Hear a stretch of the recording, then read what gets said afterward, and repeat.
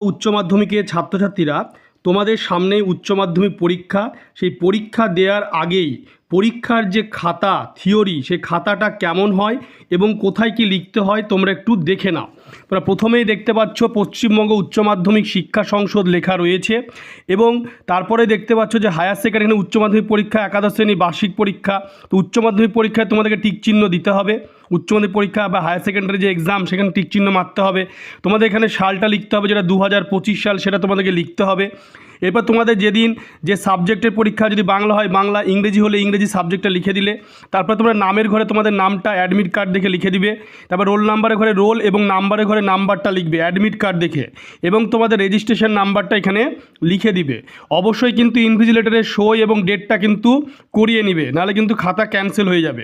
এরপরে তোমরা দেখতে পাচ্ছ এখানটায় যে এইভাবেই কিন্তু তোমাদেরকে লিখতে হবে। তোমরা ভিডিওটি বেশি করে শেয়ার করবে এবং চ্যানেলটিকে অবশ্যই সাবস্ক্রাইব করবে।